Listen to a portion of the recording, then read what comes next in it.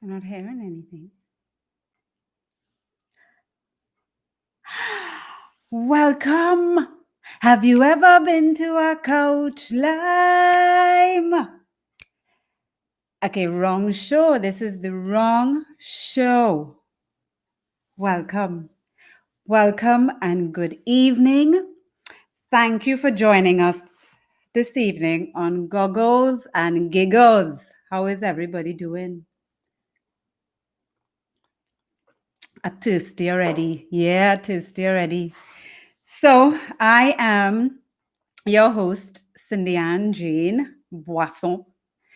And I want to thank each of you for joining us this evening on Goggles and Giggles. And this is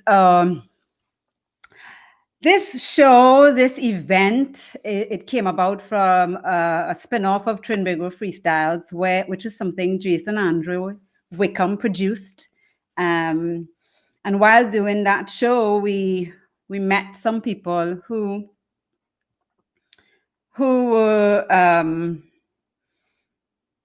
needed help. And so Jason thought that this was a good way to start, to help some people as much as we can. So we set up a GoFundMe account, and I want to thank those of you who have already donated. Thank you so much. And to those of you who are thinking about it, we hope that you do so during our show today, because we have a packed program for you. And I invite you to sit back and relax, share this, invite your friends and family, because we're going to have a lot of fun. Yesterday I watched the Ministry of Health update, the COVID update, and sadly sport did not feel any love. I know the beaches got love, the bars got love. I don't know if it's because sport S is so low down in the alphabet that we have a while to wait again. So my heart goes out to those athletes who are crying out to get back in. I feel your pain. I know that we are all in this together, and it's not just Trinidad and Tobago, it's worldwide.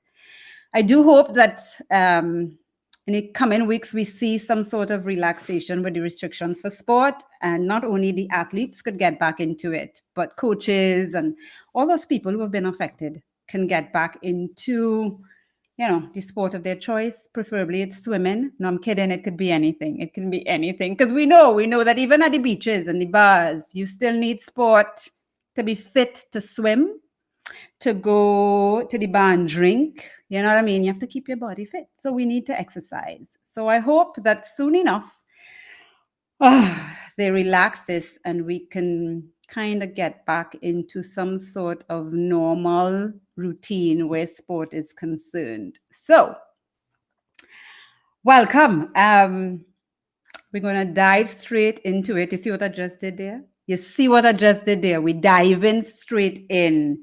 And so, our first performer, she has been a primary school teacher for over 3 decades. She has also served as an educational broadcasting specialist and a curriculum facilitator. She has been a storyteller and an actress since childhood. She's a member of the San Fernando Theatre Workshop and is the current chairperson of the board at Naparima Bowl. She writes her own stories and performs at Paul Keynes Douglas's Talk Tent. And she has also been a part of my production, Movelang production, our comedy show that we have held in Trinidad and Tobago for like 3 years, the past 3 years. So join me in welcoming Avion Crooks as she reads a story called Passport, written by Paul Keynes Douglas. Sit back and relax.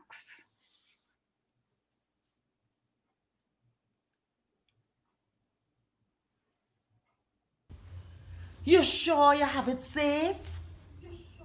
What about the ticket? You sure is the right day today? Look, me I think you're stupid. I know you could read English. But remember the man say flight 362. leaving 11 o'clock. Be at the airport by 10 o'clock.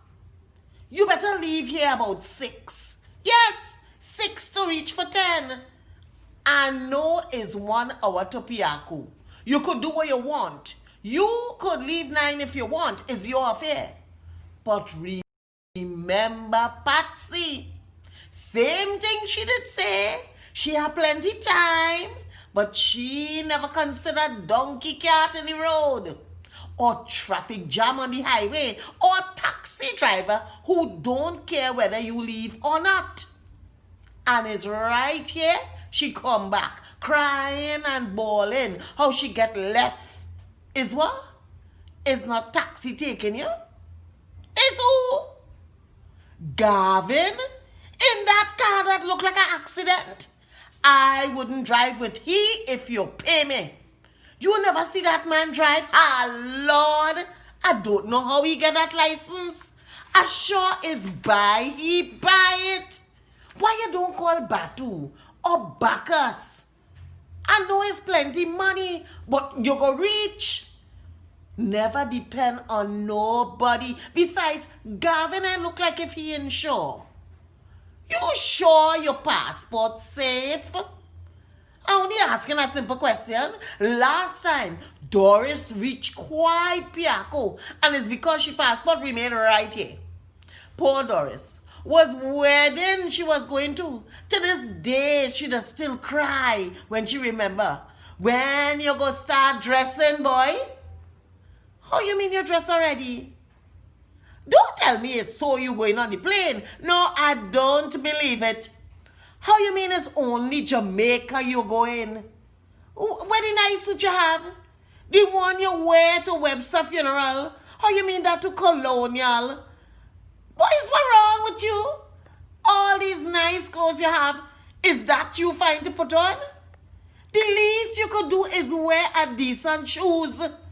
That slipper you have on, like you're born with it, everywhere you're going, is that one slipper so? You sure you have your passport and your ticket? I know, I worry some, but last time your father told me the same thing, how he is a big man, to leave him alone. He say he have a reservation, he bound to go. I tell him to ring the airport, make sure. But not he. He take his own sweet time to go. And he take his own sweet time and come right back too. When he reached Piaco, the plane not only full, they wasn't even going where he wanted to go. They tell him schedule change. If he had listened to me, that would have never happened. He would have found out long in advance. When it's me, I did 10 hours before. I reach in there early in the morning and I put in my bag right up on the people's scale. If the name man, let them touch it. I'm bound to go. Or it's noise with me in the airport. But when you reach late, you don't stand a chance. You tell Vi and them you're going. You mean you go really leave without telling the neighbors you're going?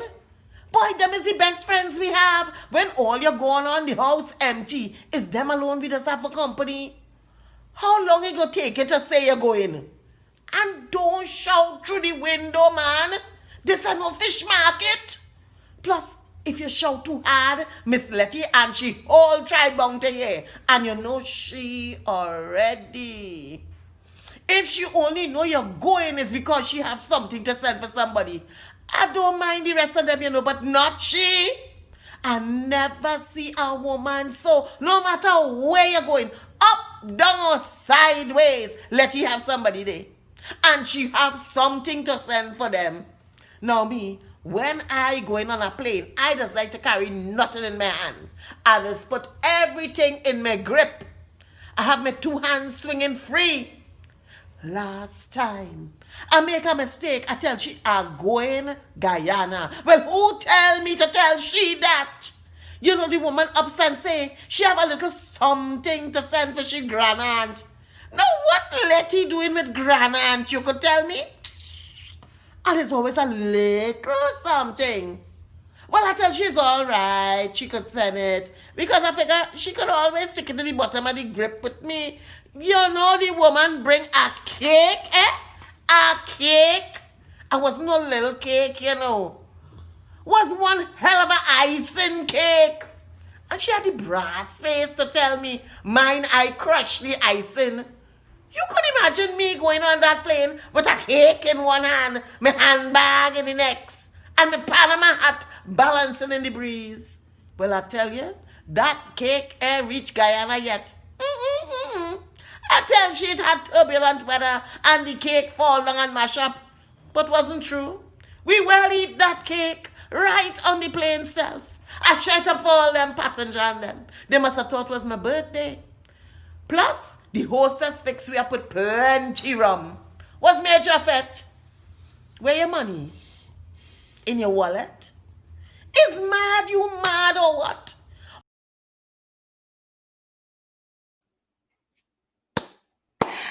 Woo! Oh gosh, I hope all you enjoy that. For those of you who don't remember what a passport is, you remember that? We haven't traveled in so long. Please, please put your hands together, your virtual hands together for my friend and storyteller, Avion Crooks. Avion, that was so good. A grip? Still have grip? People still use grip? But I feel I know Miss Letty. Where is it, Nettie? I know her. I know exactly who she is, who always have something to send. I know her. I know her very well. So I hope you all enjoy that. And I hope you all have shared the live. Invite your friends. I tell you, we have a packed show today. So invite your friends, share the live. And for those of you who can, we ask you to donate to our GoFundMe account so that we can help those who need it most. And I now turn you guys over to Jason Wickham with our next guest. Hi, Cindy. Hi, Jason. How are you? I am good. How are you? I'm very well, thank you. And thank you for opening up our show, Miss Cindy. So we're getting ready to go into our next segment, which is with Elijah Williams. But welcome to Goggles and Giggles, right here on Trinbago Freestyles. This is our fundraiser for the aquatic community, and we are going to introduce to you a young author by the name of Elijah Williams. Good evening, Elijah, and welcome. Right. Welcome to Goggles and Giggles. How are you? I am very good. Right. So, Elijah, tell us a little bit about yourself. How old are you and what school do you attend and the name of the book that you have written?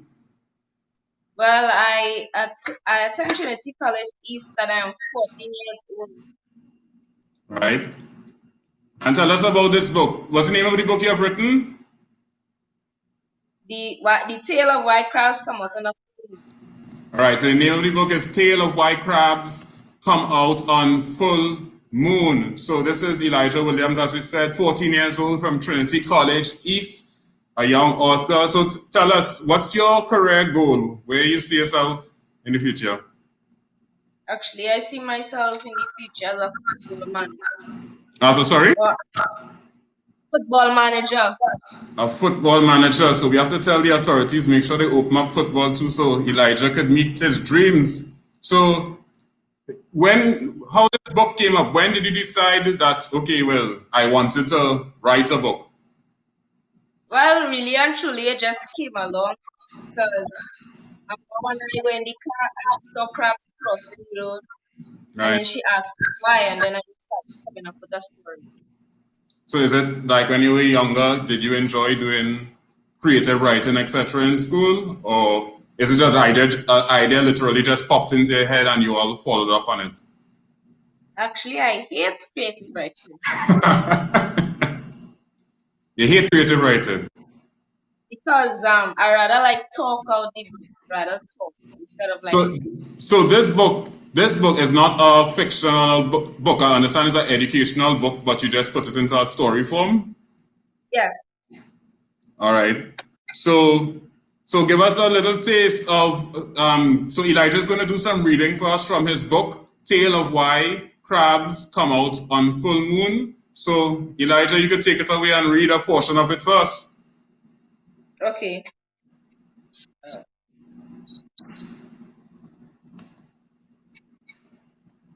One day, a long time ago, Crab met his friend Goldfish and asked him how to catch the moon. Goldfish said, "Crab, why do you want to catch the moon?" Crab replied, "If I catch the moon, I'll be the richest crab in the world, and everybody will be jealous of me." He imagined people coming from far and wide to see the famous crab that had caught the moon. His eyes gleamed with excitement. Once he had caught the moon, he would not have to spend his life wondering if he'd be eaten or where his next meal would be coming from. The moon would be a safe place. Goldfish told Crab to go and see Piranhapus. "But you will eat me!" Crab screamed. "No, Crab. Piranhapus doesn't eat crustaceans," Goldfish replied. "What?" yelled Crab. "Octopuses fight for crustaceans like myself in the ocean. We're their favorite meal. Piranhapus is so scary." Piranhapus is a giant octopus with piranha-like teeth on his red, white, and black tentacles. His eyes are huge. He can see me from miles away. He can even camouflage himself and breathe in and out of water. "Breathe, Crab, breathe," said Goldfish. "It is true, Crab, that you are a delicacy at full moon, so you have 3 days." Crab realized that Goldfish was smart, so he decided to ask him first. "Goldfish, will you help me?" he pleaded. Goldfish loved math, so he worked out exactly how to get Crab to Piranhapus and how much time it would take. "Crab," he said, "it will be a long and treacherous journey. So listen carefully.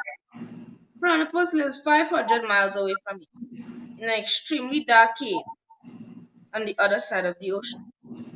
It will take a lifetime to reach if you work hard as you usually do. However, you'll move faster if you practice walking sideways and flexing the second joint of your legs.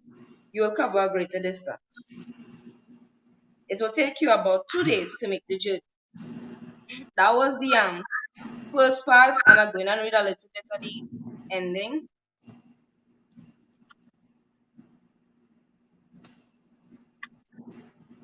But this is the second part. This is the second part of the book that you're going to read.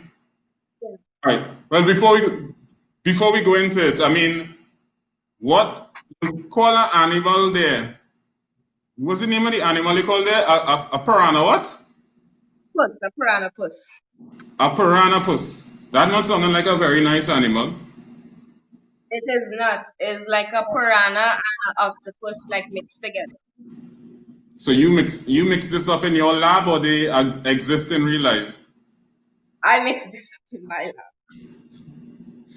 Very well. So Piranhapus, I'm assuming that's like the villain in the novel? Yes, it is. Yes, it is. What are some of the other main characters that we have in the book that you have discussed so far? Well, the two main characters other than Piranhapus are Crab and Goldfish. Crab Right. is, you could say, the hero or the adventurer in the story, Right. and Goldfish is the scientist or like nerdy. Is it what? He is the scientist or like nerdy geek. The nerdy geek. The nerdy geek. So, all right. Is there anything in this story? I mean, I know you say it's an educational book, but is it anything in this story that you're probably related to your own personal any personal challenges you may have had in your life, or is it just purely a story? Well, yes, actually, because in the story, Crab had to go through a series of events, right? Right. In the book, and in one of my primary schools, it was kind of hard because that is one person who used to try to bully me, so I had to overcome that. Right. So, all right, well, you can go ahead. Let's get the second piece of the story. And if you're now tuning in, this is young author Elijah Williams. He wrote a book, Tale of Why Crabs Come Out on Full Moon. He was featured on a few media houses. He actually learned to swim with Auntie Asia, but we could get into that a little bit later. But let's take it over to you, Elijah, for the second part that you're going to read first. Yes. Crab felt weary from his long walk and still a little dizzy from that loop-de-loop. He swore that he would never loop-de-loop again. Suddenly the water rumbled, and a voice thundered in the darkness. "Who calls me?" Crab could hardly speak, but he managed to say it's Crab. "I wanted to know how to catch the moon." "Catch the moon? Why would you want to catch the moon?" Piranapus said. "And even if I did, why would I tell you?" Piranapus replied. "Goldfish told me you're the only creature in the world who knows how to," Crab responded, slowly gaining confidence. "Well, if you want to know, you have to either produce goldfish for me or lemon shark," Piranapus replied. "Goldfish? Why would you want one of the smallest fish in the ocean? He's not even a good appetizer," Crab scoffed. "He may not be, but besides him, I'm the smartest creature in the ocean. If you can't get me goldfish, get me lemon shark," Piranapus thundered. Crab felt defeated. His pinchers dropped, his legs straightened, and he walked slowly out of the cave. But he could never give up his best friend. He could never catch lemon shark on his own. It was over. Crab reflected on his journey, his friends, and the promises he made. He knew they were depending on him. Getting rich and making people jealous of him no longer seemed important. As he continued thinking about his journey, he thought about goldfish, sea spiders' sacrifice, etc. It was then decided that he would not give up and believe in himself. Thinking about his friends, he felt renewed strength. He felt guilt. He felt grit. So he charged back into the cave with nothing to lose. That's his second part. Okay, So, right, as we were saying, this is Elijah Williams' Tale of Why Crabs Come Out on Full Moon. I know, I believe you were one of the youngest authors featured at Carifesta. That was last. Yes. How was that experience? I know you met the minister, etc. How was that experience at Carifesta? Well, at first it was very scary, but after that, it actually got boring. It Because got the same thing over and over and over and over. So is this why you want to become a football manager? Football more exciting? Well, I rather football, but I don't have a problem writing. So you see yourself doing any further writing in the future? Yes, but yes. I can see myself fixing like a part of this. All right, you can just show people the cover of the book. Let's show a little Tales of Why Crabs come out on Full Moon. So Elijah, if people want to get this book, where can they go and get it? Well, nowhere right now, but you'll have to contact 744-3087. So that's 744-3087, right? So those who may want to get a copy of the book, you can call 744-3087. But you know what? Since you read so well for us today, I want to give away a copy of the book. So before Elijah don't answer this question, so I want to find out if you all were listening and to tell us the name of the villain in the book. So Elijah would have talked about different characters in the book. What's the name of the villain? We mentioned it earlier. So Elijah, what kind of responses you got? I saw different pictures, etc. on your page, your Facebook page. What sort of responses have you been getting to the book itself? How people? Well, mostly I've been getting positive responses. Everyone say that they can't stop reading and that they are happy that I'm a young author and they feel inspired. You feel inspired. But what would you say to any other young person who may have an idea or a dream? Because you told me you really didn't like writing, but this came up and you still pursued it and did it. So what message do you want to send to young people? Well, I would say just don't give up because whatever you do, once you practice, it will be Don't give up. So we have a winner here. Well, I don't know how you spell piranapus, but we're not going to give nobody anything on spelling because all these spellings could be wrong, but that's close enough. Piranapus. So it's a piranha mixed with a... octopus. But you said something there, and I like that too. They had a red, white, and black something. What? Tentacles. So why red, white, and black? Trinidad, because of Trinidad. Don't forget Tobago. And Tobago. Thank you. So right, so winning a copy of this book is Atiba. We will get on to you, so we can get a copy of this book back onto you. So Elijah, I know Auntie Asia teach you how to swim. How was Auntie Asia as a teacher? Auntie Asia was the best teacher ever, actually. Best teacher? In my opinion. In what? In my opinion. All right. And what has, I mean, I know you started to do some competitive training, etc., but what has learning to swim done for you? Or would you encourage other persons to learn to swim? I would really encourage other people to swim because, like myself, in swimming, I get really, really fit. And it's easier to do everyday tasks. And you also, well, you seem like you're pretty athletic because you talk about being a football manager. How has this time been for you as a young person? You know, the online learning, limited access outside. How has it been for you? I am coping with it very well. I have to do sports and do it on my own inside, but the school is not changed, but adjust. You adjusted. So you're making best of the situation. Yes.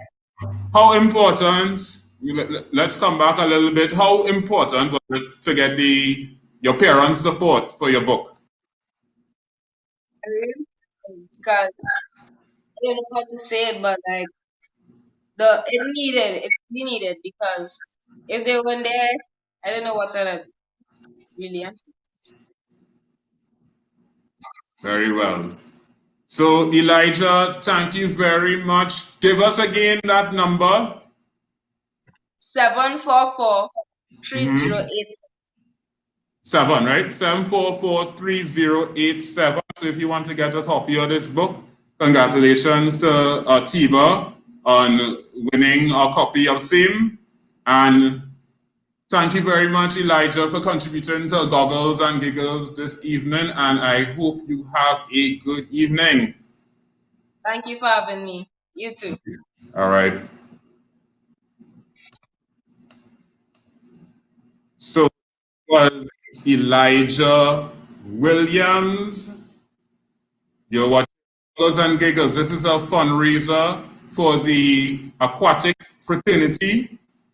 And coming up shortly, we will have Cindy Ann Jane coming back on the screen, and she will have Keevo.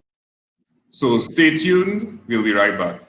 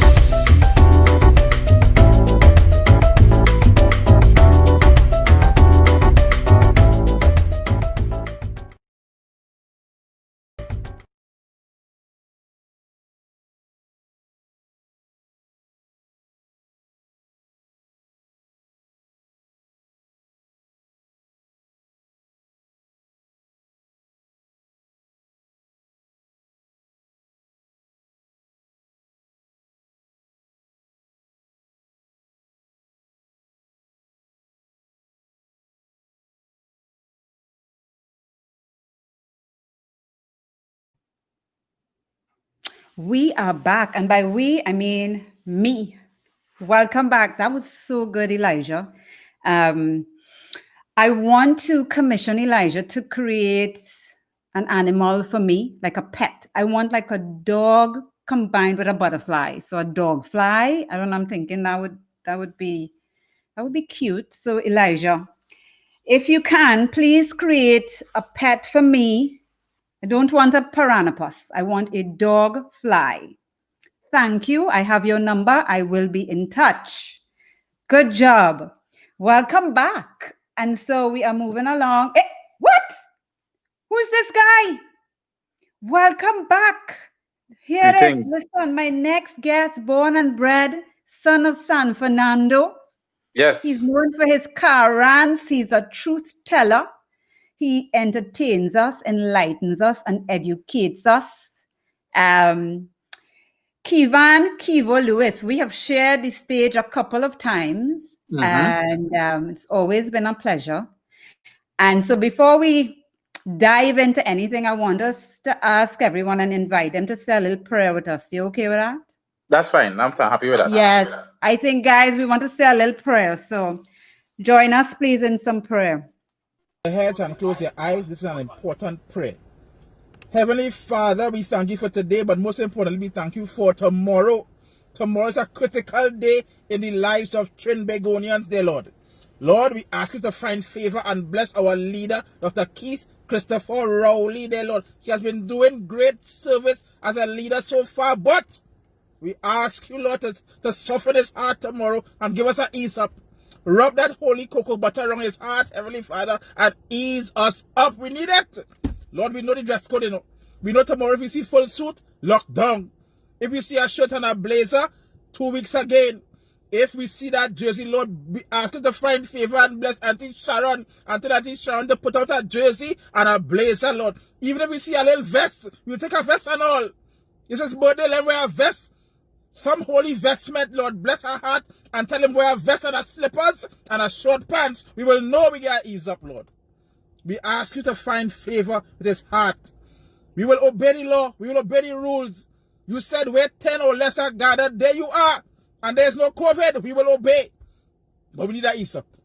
We need a ease up, please. People suffering. It's not we want a party, you know. We don't want a party, but it's a stress relief. We need the gyms open, the restaurants open. How much time I go cook? I don't buy a 500-pound tank. I'm cooking every day. I work in Cafe Caribbean or what? Come now, man. Ease me up.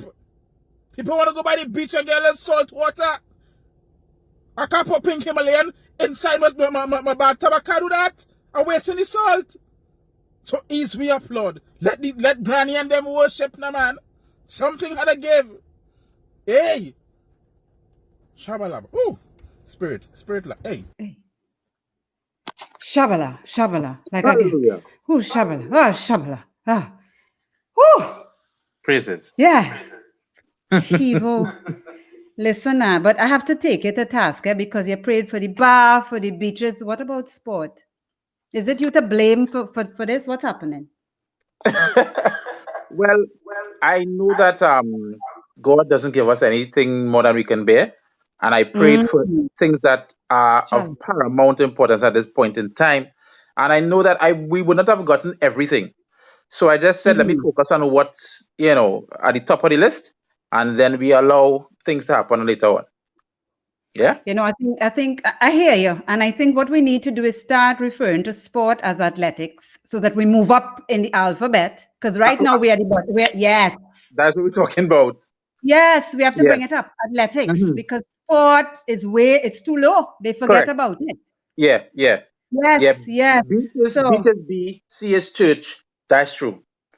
Yes, beaches, bar, churches, people calling for borders, but I'm not hearing as loud a cry for sport. Yeah, it's true. So going forward, athletics. That's what we would do. Yeah. It's true. Yeah? I agree with you. So, I hope in your next sermon you mention us, eh? Of course. All right. Of course. So tell us, Keevo, how all of this started? You in a car? Tell me. Well, I'll go back to probably primary school, and I was known to be the class clown. right? Mm. I didn't like the term because I felt as though I needed to do everything to make people laugh. And I realized it was more of me being witty and saying off the cuff funny things, etc. And I used that throughout my life to defend myself from bullying, right? So any bully that came around, I was witty enough to defend myself through, using some witty words to offend them and make them feel bad about themselves, right? From that, I realized that I had a knack for basically speaking in front of a crowd and being able to entertain. And I saw a young man. His Instagram is no, he was on YouTube first, right? His actual name is Don't Jealous Me, and he was a guy doing blogs from Nigeria, and I followed him for quite some time. And I told myself, I haven't seen this before anyway. Why don't I try? So I went onto YouTube. I did my first video, got good feedback, and I just never stopped. And when I realized, were you jealous of him or no? No. I was You weren't jealous of jealous him at of all. Don't Jealous Me. Okay, I just want to know if the name was working. I want to know if the name. Okay. I was inspired. I was inspired by him, actually. I was inspired by him. Okay, good. Yeah. So that just took off, and I realized that the attention span of the typical person reduced, and Instagram came along, and using the car was basically my catharsis. It was that space that was uninterrupted, free, and just allowed me to express myself in its totality. So I decided to remain in my car for all my blogs because that was a nice branding as well, and it was a space that everybody could relate to. If you're driving by yourself in your car and music playing, you're expressing yourself, you're saying what you want, so people could relate to being in the car scene all the time. So that's how it started, really, and that's where it's been up till now. And just taken off. So that brings me to my next question. What kind of car you drive that makes you so comfortable to just sit and talk the things? You know what I mean? Because I imagine it must be a nice seat. It's not like I'm thinking it's not it has to be a bucket seat. I just picturing it. I don't know, but I'm figuring a bucket seat Right. with heated, with the option to heat the seats in case, in case your heart a little cold. What kind of car? Tell us, what kind of car? Well, I'll tell you what happened. I am big on efficiency and making sure that my money is well spent. So, Right. and I when I get enthusiastic and heated in the conversation when I'm doing my blogs, I realized I was sweating, and I don't want to sweat doing blogs. So my Right. AC has to be on, right? Right. If my Yeah. AC on, I burning gas, right? So I said to myself, listen, at that point in time, I was spending like at least over $1,000 a month in gas because I have to do blogs every month. So I said, no, Right. let's go No. hybrid. I said, Keevo, go hybrid, and I cut my bill in half so I could have my AC on, have a comfortable seat as well, because this is a Hyundai Ioniq that allows me to keep the fuel running, keep the AC running, and I was comfortable. It was a nice, it's not leather. What's the other one? It's not Cow's leather. skin? I don't know. I just call it on the top of my head. I'm not a car person, right? But it's not Right. leather, right? It's fabric, right? Good. Fabric is the word. Fabric seat, and it was comfortable. So that's what I use. I use my Ioniq all the time. I wish you had consulted with me first before you even invested in that car, because you're showing your age by the fact that you didn't even consider for a moment to attach a little fan on your dashboard. Long time people used to put a fan, like Yeah, I know the fan. and stick it on the dashboard. And I mean, and if your creativity, you'd have just you could have probably hung a bag of ice from your you understand what I'm saying? But you did what you had to do. You know what I mean? And I'm not vexed with you. I tried the ice, right? But because it was a fabric seat, there was a problem. If it was leather, then I'd do that. So I tried the ice. I did an ice necklace. That didn't work. So I said, all right, let me buy the Ioniq instead. So yeah. Right. Yeah. All right. Okay. So tell us, walk through these car gems that you do. Do you sit in a location and then come up with a topic, or do you have the topic and then decide, you know what, to discuss this, I need to sit in my car on the Lady Young? or I need to position myself around the savannah, or you know Right. what?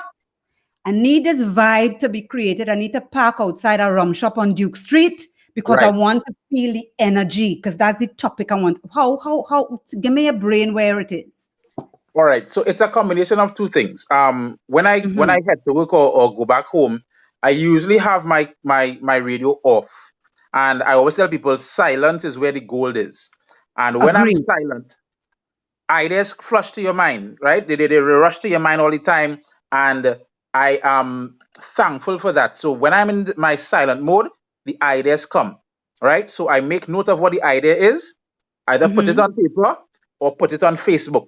So when it's on Facebook, I now get feedback from people to see, all right, will this give good traction for me to do a video, right? So my Facebook people give me the nice microcosmic view of what the masses would see.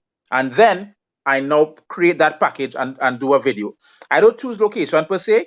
I just choose a location that is not going to distract me from doing the video, because I hate to do over and over and over. So once I find a safe location that is it doesn't have any distraction or too much noise, I just pick it. If it be on the side of the road, no problem. I pick it and I do my thing. And you run with it. How many takes do you do normally?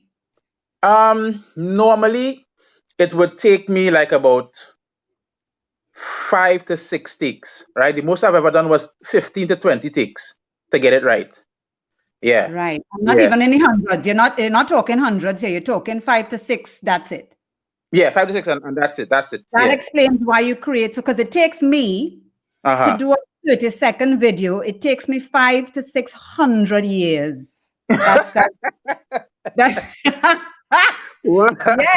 yeah. So that's good. I like that. I like the Facebook into IG into. I like it. So, Keevo, you've had the opportunity to perform both locally and internationally. Yeah. Right. I want you to tell me how you prepare. Is it the same preparation for both? Or, how does it work for you mentally? Well, I do a lot of research because I think it's important to understand who you're speaking to, right? So being able to go to Canada and perform with you guys, performing on Uber Soca Cruise, allowed me to understand that referencing in jokes is very important. The punchline is not going to hit if people can't relate to it. So It's about inclusion and making sure that the majority get it. So because I have so much sets that I do locally, being able to travel allowed me to now say, listen, I can't say rattans in Canada, right? Right. They do not No get it. idea. They Right. don't do it, right? So Yeah. if I say bobbies or something different, it will be the same context of joke, because at the end of the day, our experiences are the same, but the references are different, right? So preparation in terms of understanding what the language is across the board was most important. But keeping the authenticity of your brand was also important. So John Paul, I'm really thankful for him, because John Paul would have said, don't try to be a Canadian across there, and speak, in Canadian twang. Be a true Trini, but make sure you give them the essence of where they are as well. Correct. So I was able to blend that pretty well when I performed up there.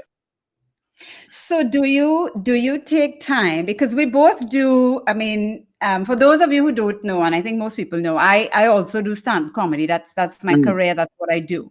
And so do you look in terms of preparation? You do your research, but what does that research entail as well? Do you look at like stand-up comedy specials, or is it that you just research the logistics of where you are going to go and study that culture so that you can better relate to it? Or do you look at comedy specials for sort of like a benchmark to see, when you say research, tell me a little bit more about that. Okay, so it definitely is twofold. Being able to research the area that I'm in, the culture, the terminologies, the time of people, all that ties into being able to know how to deliver. And also the specials as well help me in terms of, at the end of the day, I realized that content is the same everywhere, right? Meaning topics, but it's sort of putting your spin on a topic. There are Correct. many. You could watch a whole hour and a half about dogs, about relationships, etc. All those things are the same, but sometimes somebody gives you an insight, a relationship point where you could expound and make it relatable to you. So being able to look at these stand-up comedians gives me an insight into, all right, this guy spoke about something here. I could take that and either expound or twist it. So it gives me more content and gives me the ability to, I wouldn't say stretch, but add to my portfolio. So I think inspiration comes from everybody, but it's not about photocopying anything. It's just about inspiration. You just don't want to be a hack, like Yes. like here they're very like, you don't want to hack anybody's jokes. You want to stay authentic and true to yourself. Yes. Which lends for a good truth and a good and for people to get to know who you are, Yes. So I like that. So tell me, this pandemic, I mean, as creatives in the entertainment industry, we have really felt the hurt. It has hit us very hard globally, not just Trinidad and Tobago, not just here, globally. Yeah. What will you say this has taught you, the pandemic? I think the first thing is not to put all your eggs in one basket. Being able to diversify your portfolio as an adult. They will break. I mean, the fact that they will break. I mean, it's not even all them had to be in the same, different receptacles. Right. Yes. Right.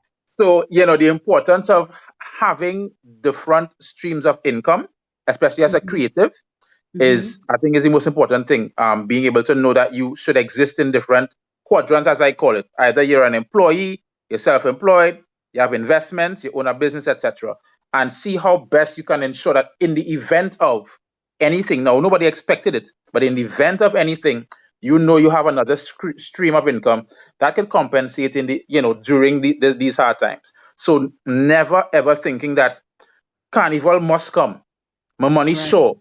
That is not the mentality anybody should have, because if you have one, I always say one is too close to zero. So always think about what is important in terms of taking care of the more important things, and make sure those things are handled whether you work or not. Okay, so it has taught you not to put all your eggs in one basket. What else? Anything else? That's it. It definitely has taught me to slow down, because I was on a hot streak and everybody wanted to get Keevo to do this and do that, etc. But I didn't balance it pretty well, because the attraction of one getting being able to link with different corporate entities, opportunities abroad, etc. was attractive, but you still have to manage your health and other important things in your life, right? And those things should always come first. So it definitely gave me the realization that I have to balance and understand what's most important. You can work hard, but you definitely have to balance the hard work with the important things in life: family, friends, and your health. Most importantly. So that's why I hope you include sport in your next prayer. I'm glad you're bringing up health and thing often. You're talking about it a lot, but I didn't see it in the prayer, Keevo. I didn't see it. So hopefully the next prayer, the next worship session. Yes. Mention sport, athletics, and keep swimming in the forefront of your mind for me, please. It's actually the first and fourth Friday of every month is when I do the prayer, but I'll be doing the prayer until we get back to normalcy. So the first Friday was for, the churches and whatnot, the older people, and now we go to the sport for the fourth Friday. Good. I like it. I'm feeling confident already.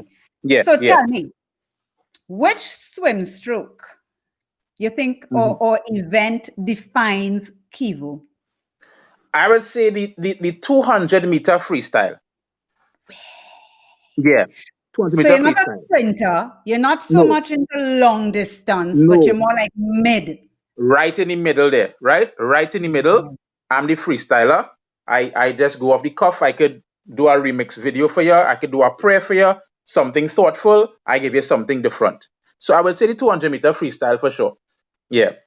Okay. So are you quick off the start, or you think that you're a little slow off the start, but then you make up in your turns and your strokes? My turns. I like my turns. You see the flip?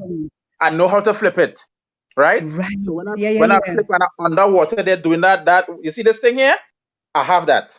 This one? Well, no, I want you What to is get it the called? correct term for that before you say a prayer. Because if you say for the thing, so I want a direct, Okay, meaningful, d- right, definitive prayer, you know. So if you say a right. praying for the people who just do the kind of thing, so that No, could no, no, include, no. no, Remember, I research before I go. I'll God, research you and did say find the that. good terminology You for that. did say that. I'm Yeah, sorry. My apologies, yes, because you were very frank and thing about the fact that you research. I apologize. yes, Accept that. yes. Big up George And Bobel. Big up, Chiffon Cropper. All these people leading the way. Dylan yes, Carter. yeah, right. Yes, Big them up. Big up. Boop, yes, boop, boop. yes, I don't know if they yes, still do that, but you know what I mean? yes, I do it. yeah. So tell us before you go, any parting words for me, for the people who are watching. Say something. Well, I want to see that. I think during this time we are able to understand that family is most important, right? Family above everything else. And as much as the pandemic has definitely affected a lot of people, right? We have people who have lost lives, etc., and people have lost jobs. We understand that down to its core, family and having support during tough times is key. And family is not just blood. Family are Mm-hmm. the people who are always there for you, regardless. Right? So I just want to leave people with that important thing. Understand that whatever you do, have family around you to support you. All right? Keep afloat, keep your head above water, keep stroking, right? I Meaning was keep doing any people. Yeah, listen. I was waiting. I was keep waiting. right, keep moving forward, right? Keep your head above water, and your family and friends are the people in the event that you feel like drowning. They are the floaters. They are the noodles and the floaters that keep you above water sometimes. But when I you can have see the energy it. to do it, keep your head down, turn to the left, turn to the right. Always do it with the breaststroke, but keep moving forward. Keep your goggles on as you giggle your way through life. I like that. Keep your goggles Yeah, on as you're giggling because the goggles give you that clear vision as to how to move correct. forward. Correct. Prevents all the particles and obstacles from getting in your eye. You know what I And mean? yeah, and wear the right size swim trunks. Definitely. Yeah, Definitely. I my mean, too goodness. small, too big, no. No. Yes. So get outfitted properly. Yes, yes. I want to thank you for always being so supportive. I wish Thank you so you much. the best. I look forward to us sharing the stage again and just Hmm. having as much fun as possible. And as you say, keep your head above water. Yes, Practice your dolphin kicks, your flip turns, your 200 free, and get that prayer out for us, please. We are definitely. counting on you. All right. Definitely. Definitely. So I want to say thank you, Cindy, for inviting me as usual. Full support as always, and I appreciate the platform. And in any way I can help, I will always be available to help you guys. So I wish you guys success in your endeavors, and the prayer is coming. Thank you. You see, people say they want to know if you're a man from Atlantis, all kind of thing they say about. My dear, I wish you the best. Thank you so much, Keevo. Thanks a lot. Take care. Have a All right. great day. Bye. You too. Bye. Bye-bye. So that was Keevan Lewis, and we want to thank him for being a part of Goggles and Giggles today. And again, I want to ask those of you who are watching to consider, if you can, to donate to our GoFundMe account.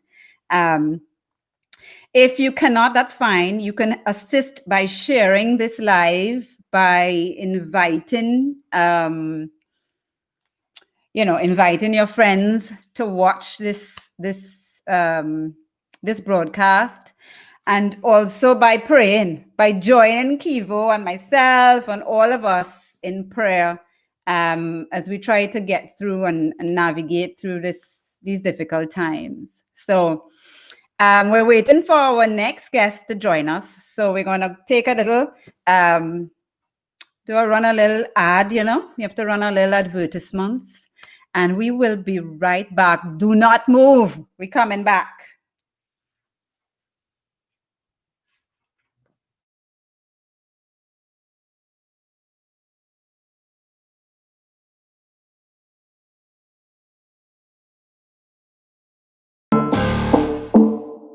like, ride. She like, ride.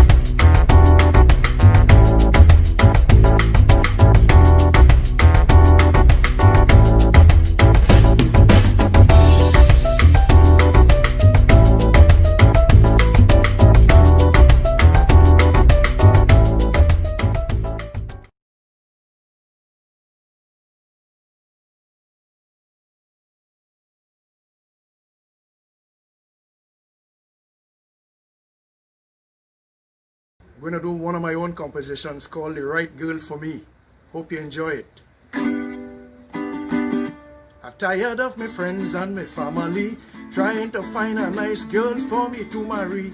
Dopey boy, you're getting old and your clothes ain't pressed. You're looking kinda mashed up like you have stress.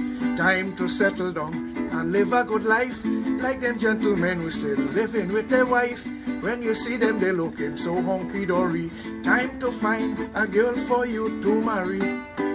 But all I want is an old-fashioned young lady, one just like me mommy and me granny. I ain't able with them young girl of nowadays.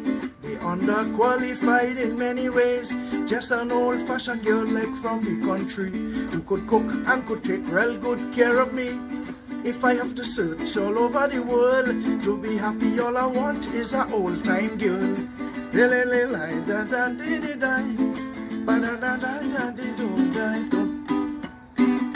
I sit down in a corner to tax my brain. Why are getting so much pressure and so much strain? In my summary, I came to the conclusion, maybe I really need a matrimonial companion. Not afraid to get involved with girls of today. Some too cantankerous and they like to stray. And another thing I'm hearing from since I'm born, when your woman too sexy, you're bound to get on. So all I want is an old-fashioned young lady, not me and them young girl in this country. I like my home-cooked meal prepared specially.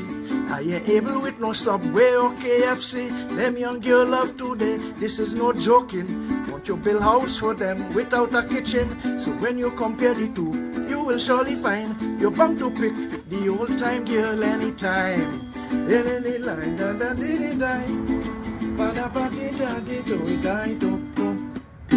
If you ask men who living in the country, they will tell you that they live in like royalty. Cause anything at all they want in the world, they bound to get it from an old-fashioned girl. Modern girls of today don't know how to cook. They only concerned with their clothes and how they does look. With a earring in their lip, eye, nose and belly. And in some places that too dangerous for me. But all I want is an old-fashioned young lady, one just like me mommy and me granny. I ain't able with them young girl of nowadays. Underqualified in many ways. Just an old-fashioned girl like from the country, who could wash and go treat me lovey-dovey. If I have to search all over the world to be happy, all I want is an old-time girl.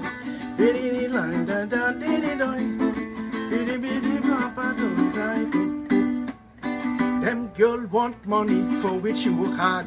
They want checking account, they want credit card, perfume, jewelry, and the best cell phone. And they don't want it prepaid, they want it roam. They want you take them Las Vegas, give them money to lose. Take them to Miami, take them on a cruise.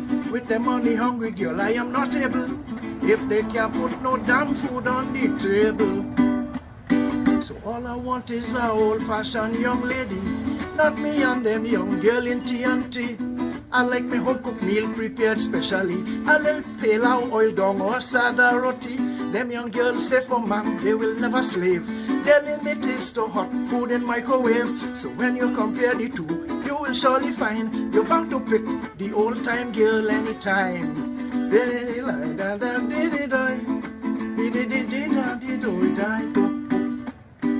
Well, I don't know what to do, don't know where to turn. Like it's from the old people I have to learn. Young people today don't stay married long. We incompatible, that is a favorite song. Not so with the older generation. When they marry, it continues on and on. So like the only way that I could marry is to look for a girl who's about 93. So all I want is a old-fashioned young lady, one like me mommy and me granny. I ain't able with them young girl of nowadays. They underqualified in many ways. Just an old-fashioned girl like from the country. I ain't want she with no tattoo, want she bouncy. If I have to search all over the world to be happy, all I want is a old-time girl.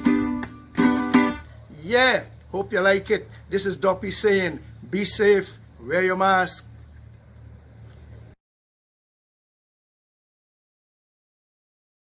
A wonderful ba-da-ba-dum ba-dum ba-da-day, ba-da-ba-dum ba-da-da-da-day, ba-da-ba-dum ba-dum ba-da-dum dum da-dum day, Santi Manite. Woo! Oh, you like that? That was good. That was good. That was some good kaiso by my friend Wayne Doppy. Dobson, let me tell all it. Doppy say you will take a 93-year-old boy. What? Let me tell you a little bit about Doppy. Doppy, he started singing kaiso in the Queen's Park Oval with members. He took part in the competition for 14 years, winning 9 times. 9 times. The man could sing and he know how to win. See that? Then he got accepted to Kaiso House, Calypso Tent, where he was part of the cast for 5 years. Presently, he's in the Vintage Kaiso Band, Friends in Music, and part of Lord Superior's Vintage Tent. So for you younglings who have no idea what Kaiso is, do some research, all right? Get to know it. And this month is actually, I I'm think... do one of my own compositions called The Right Girl for Me. Okay. Hope you enjoy it. Here is Doppy again. He's giving all another little taste again, you know? Trying to find a nice girl for me to marry.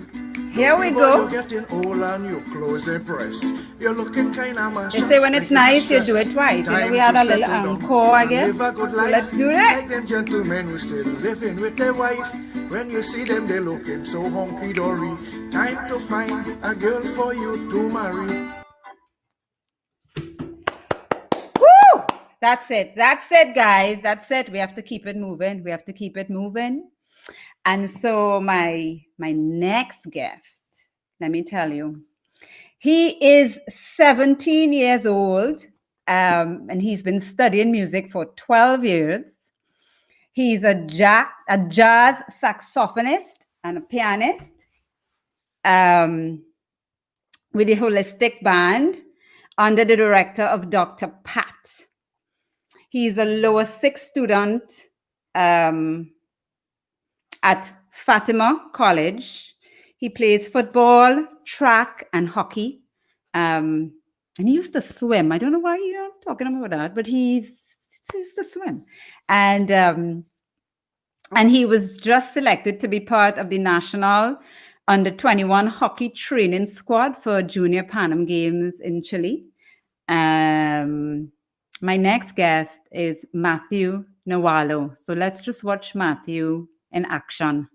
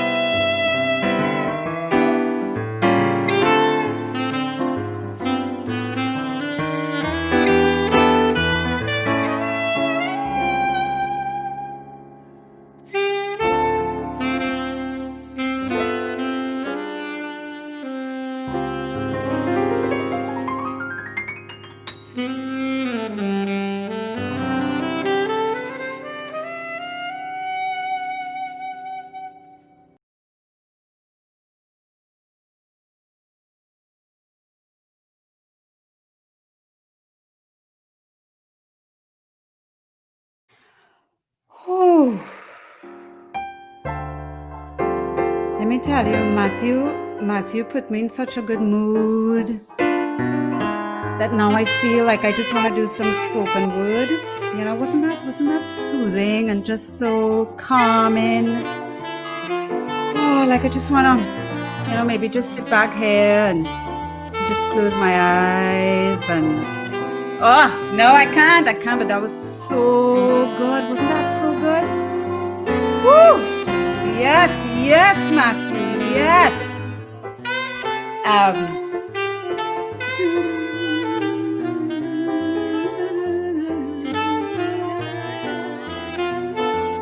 I hope this music, this music inspires you, and encourages you and relaxes you for the next week. Puts you in a good mood, to get ready for whatever may come your way. So while we wait on Matthew, I think we are going to bring on another guest because it seems as if Matthew is having a little technical difficulty. So again, I want to thank you all for joining us. Thank you for your patience and understanding with technology. We have only so much control.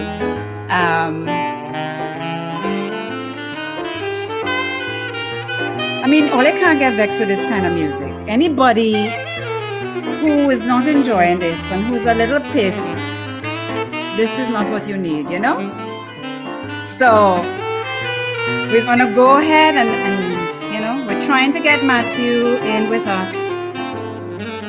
But it seems as if we can't, and maybe I should write a little poem, but I won't.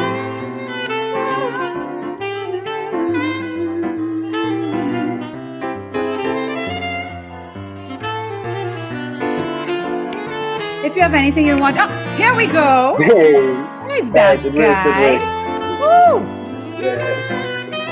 Matthew Newallo. Welcome. Let me tell you, I am so relaxed. We'll let this music kind of die out before I start chatting with you a little bit. Yes. Ooh! Matthew, you're young, but you have an old soul. But yes, it starts from the roots, so you gotta start from the roots of the music, so that's it's the same thing with my hair too. It starts in the roots. Like any problem I have is I always say, Cindy Ann, you have to oil your scalp, you have to massage your roots, So nice to have you. So let me just apologize to our viewers for the little technical difficulty. And to our guest who is also waiting to come on. We're running a little bit late, but this music had to have put you in a real good mood. Matthew Newallo. So I just told them all about you. So you tell me. Let me get your stuff. I was doing some research, and you're 17. So you are what I consider Generation Z. I don't know if you're familiar with all of that. You are Gen Z.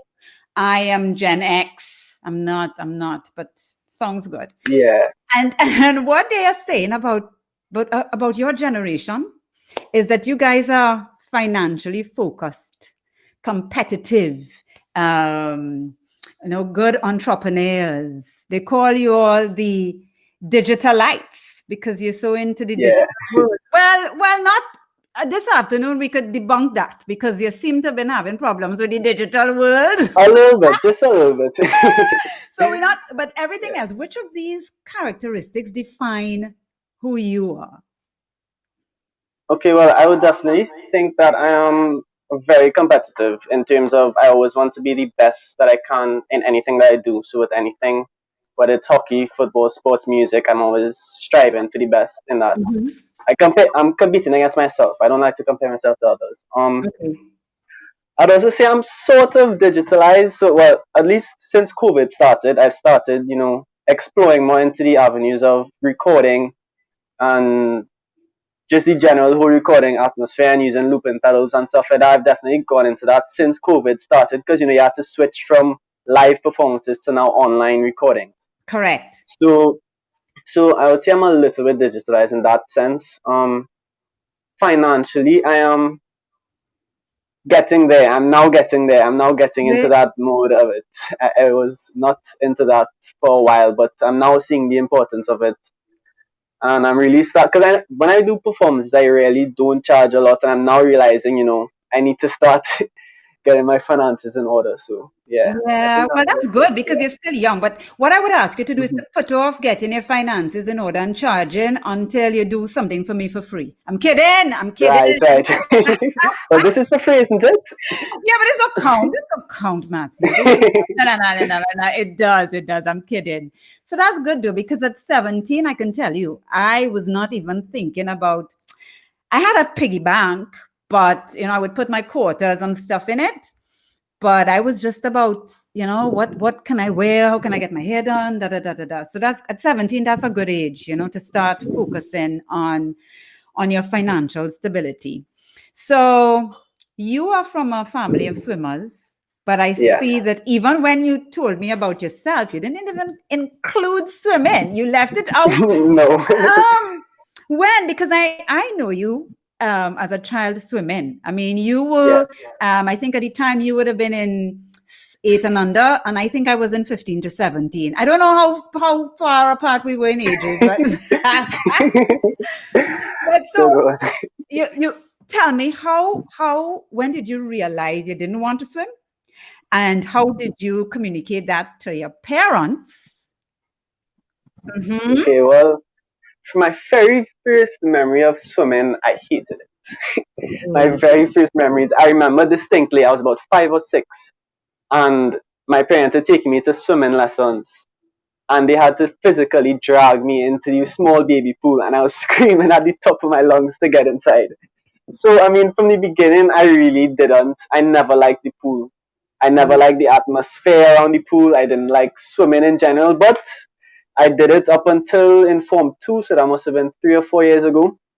So I did it up to, I never swam competitively, but I guess my way of communicating that to my parents was, just in general, I just always like, Mommy, I don't want to go to the pool. Mommy, I'm sick, I can't go to the pool. Mommy, I have too much work, I can't go to the pool. So yeah. So yeah, this doesn't translate to how you feel about taking a shower or bathing. No. It's nothing against water. No, it's nothing against water. I very much enjoy swimming in the beach and rivers and stuff like that. But see that pool with the lanes? Nah. You don't like it. And no waves and no salt. I get it. Mm-hmm. So, but you cannot, as much as you use the word hate, which is very strong. And I'm not against you for it at all. I get it, how you feel. But what I would like to ask you is, do you think it helped you at all in your music career? Yes, definitely. I definitely see that it taught me a lot about, doing stuff that you don't want to do and still doing it to the best of your ability.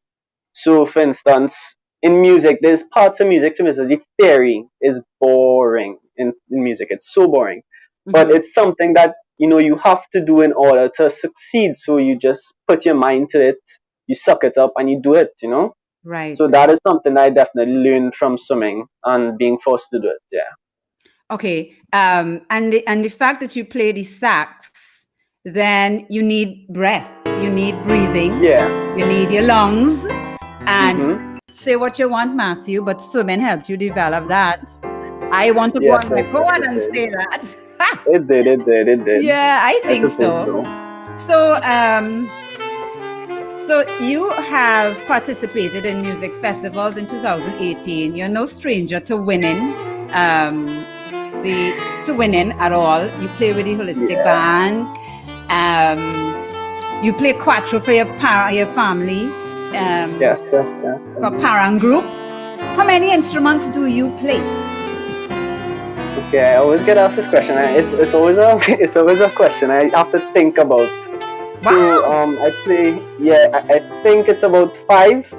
It's about 5 I would consider myself decently proficient at.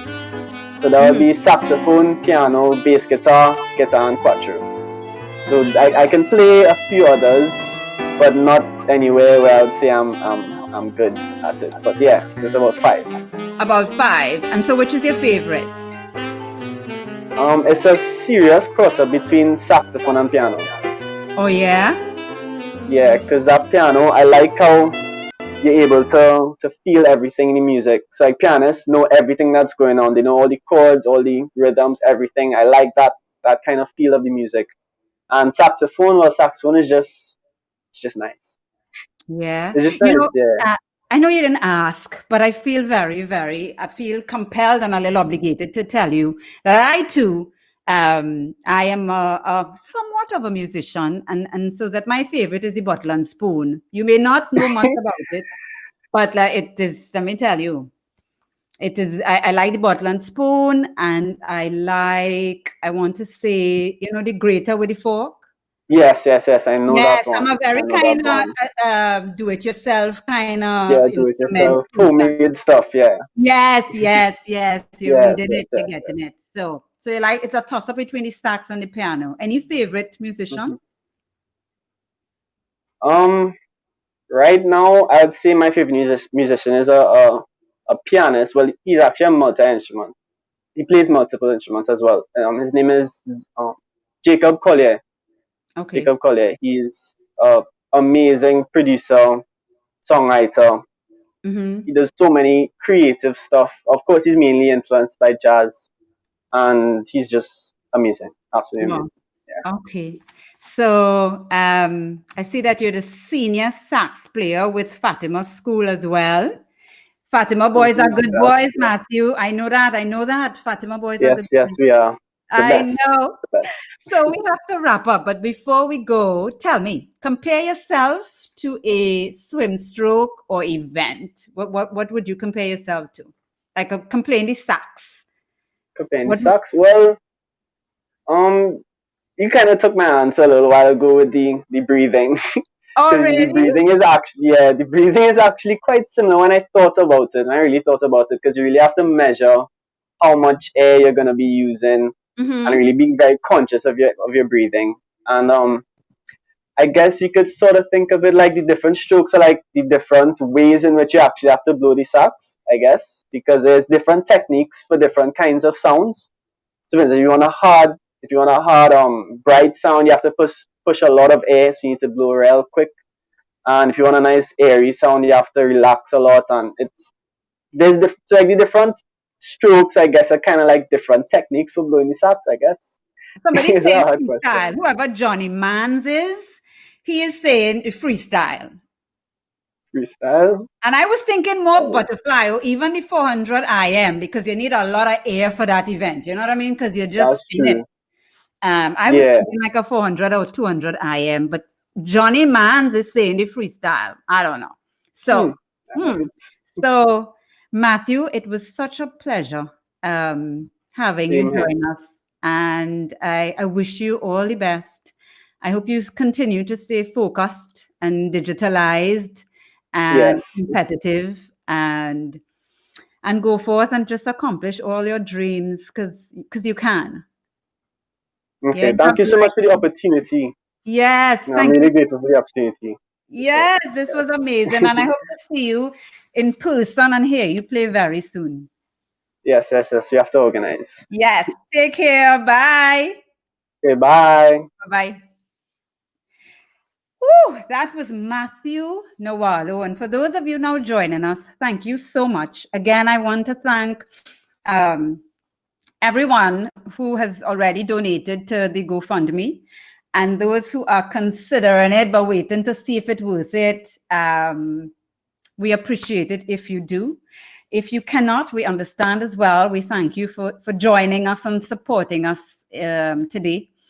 And share the live and invite your friends. And feel free to follow my page if you are not already following it. My Facebook page is Cindy Ann Boisson.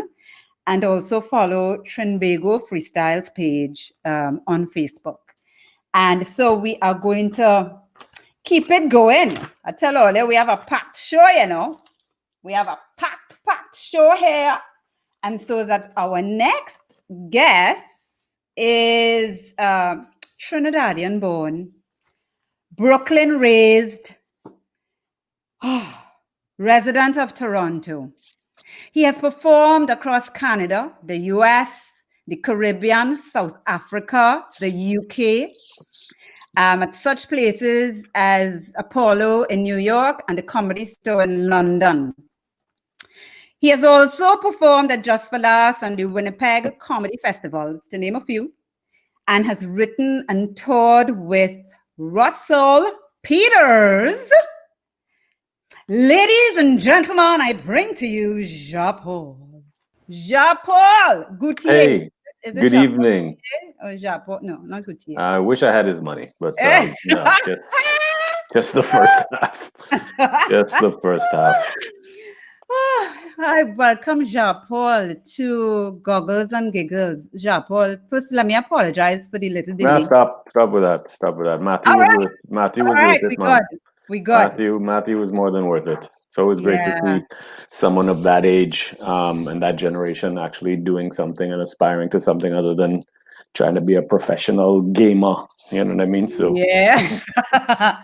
Assessor. well, yeah, that's so Yeah. someone who plays Fortnite or some kind of YouTuber or something.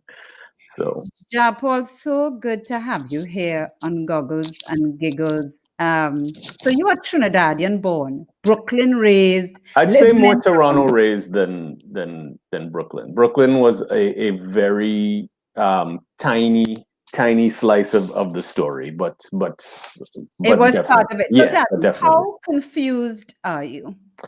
I mean, I just par for the course, when you're Trinidadian, immigrant lifestyle. So is you go where they take you. So but it is a little, from a comedic standpoint, it's a little confusing just because I'm still trying to figure out what my exact story is. You know what I mean? So Yeah. I feel like I have so much to cover, but at the same time, I'm learning to embrace the journey. I'm learning to embrace all of it and tell my story, which I think is what life is supposed to be. Tell your story.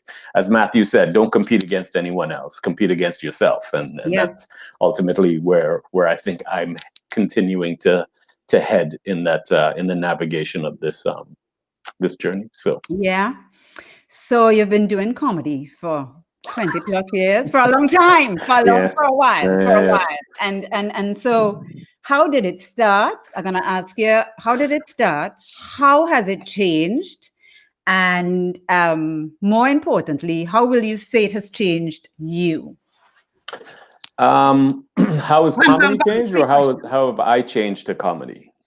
Well, you can approach it. First, tell me how you got started, and then tell me how it has changed over the years. To be honest with you, how it started all was I realized at an early age that I was funny, and I know most Trinis say that, but I understood that I had a natural sense of timing, and it was easy to gauge that by people's response to saying something off the cuff, or off the top, you know what I mean? And I just continued to develop that. And I also was always a big fan of, and still am a huge fan and student of the comedy game. I lucked out in my parents, growing up in the 70s, being fans or having albums, like actual vinyl albums of Bill Cosby and Richard Pryor and George Carlin and Steve Martin and all of these people who were hugely influential in my comedy development, to then when I eventually, so what changed everything for me was experiencing Eddie Murphy, and I would have been around 12. And then once I saw Eddie Murphy, I was like, yeah, that is it. I'll go in for that. That's it for me. So yeah. And so how has it changed you? Your journey through your comedy career? How has that impacted your life and changed Jean Paul as a person? The funny thing is, in the beginning, it was such a huge, because being the only child and being the only child of immigrant parents, so tell me, we leave Trinidad and Tobago so you could come to Toronto and be a jackass? That is what you telling me. So it was not the most supported decision once I told them. And I was luckily for me, I had no siblings, so there was no one to be compared to. There was no, why can't you be like your brother? Why you can't be like your sister? Right. And I was just stubborn and too stupid to know any better. And I said I was going to follow my dream. And that's all I wanted to do, was just follow this crazy dream of trying to be a comedian, because I knew I was something I was good at. I wasn't the most sports. I wasn't the most athletic. I'm not stupid, but I wasn't the most intellectual. I wasn't the most, you know what I mean? And I knew for sure that this was my talent, and I said I was going to chase it. And luckily for me, I continued to do that. And how it changed for me was, in the beginning, it was just talent. And I knew I was naturally funny, so I relied on that.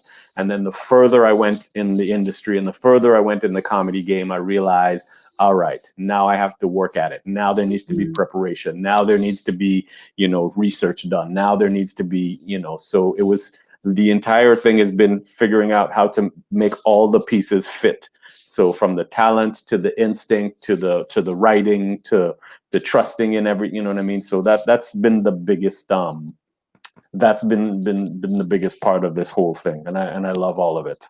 So comedy has kind of essentially been part of your growing up and your maturing. It's been my high school, my college, my university, my master's degree, my PhD, my job. It's literally been and continues to be my entire life, which is something I am more than thankful for, and I give thanks to God and for allowing me to still continue to believe in myself and all that kind of good stuff. So it's all I know. Comedy is all I know. I want to touch on the fact that, because Keevo mentioned it earlier, where he thanked you for the Me?